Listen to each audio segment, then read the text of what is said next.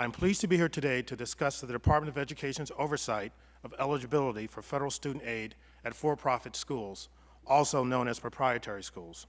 Generally, students who do not have a high school diploma or GED are required to pass an ability to benefit, or ATB test, of basic math and English skills in order to be eligible for federal student aid.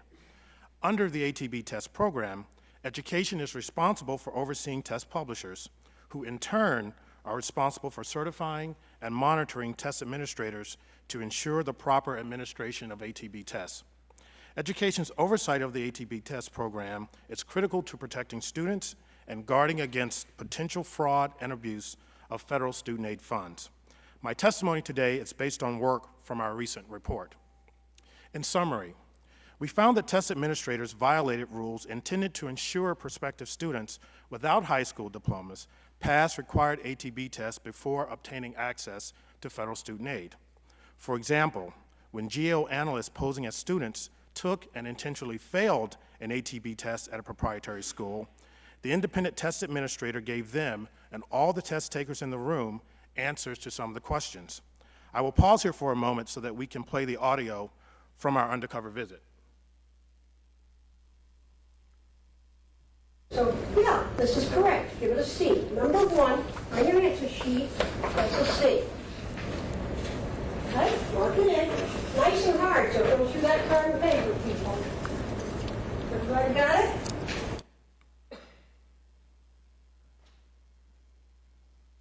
Number three, I personally don't like number three.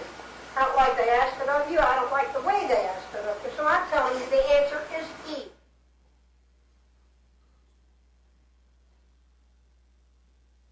Good news. You want to help you in the first three. More good news. You got a nail. 10 of them. Pass. I'm going to give you 3. That means you got a nail 7. Our analysis test forms were also tampered with. It's not D, it's not C, it is not A, so it is B. Number 1 is B, 20. Our analyst test forms were also tampered with. As you can see on the screen, their incorrect answers were crossed out and changed to correct answers to ensure that they passed the test.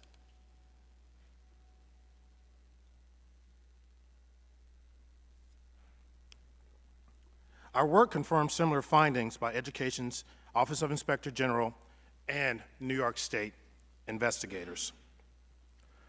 The problems we identified result in part from weaknesses in Education's oversight of ATB testing.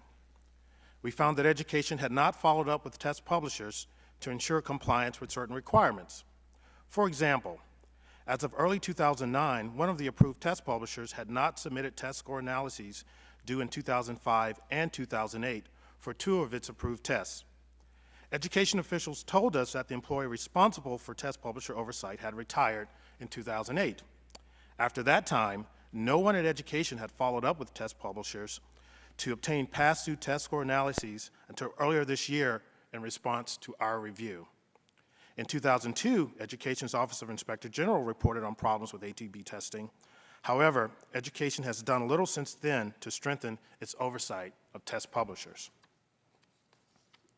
We also identified cases in which recruiters at 2 separate proprietary schools helped prospective students obtain invalid high school diplomas so that the students could obtain federal student loans. For example, one student told us that he was flunking out of high school when a recruiter at the proprietary school directed him to a place where he could pay a fee to take a test and obtain a high school diploma. Based on our further review, we confirmed that the entity was a high school diploma mill. Problems with the use of invalid high school diplomas to gain access to federal student aid are due in part to weaknesses in Education's policies and the lack of information and guidance on high school diplomas. We found that several states already provide lists of the high schools they recognize and make them available to the public on their websites. However, Education provides little information on these available resources that could help identify invalid high school diplomas. In conclusion, our findings do not represent nor imply widespread problems at all proprietary schools. Many of these schools play an important role in providing a range of students the opportunity to obtain the education they need to increase their work skills and find jobs. However, our work has identified potential fraud at a few schools and significant vulnerabilities in education's oversight. Education has announced steps to help address these issues, and we plan to monitor their progress in strengthening oversight in this area.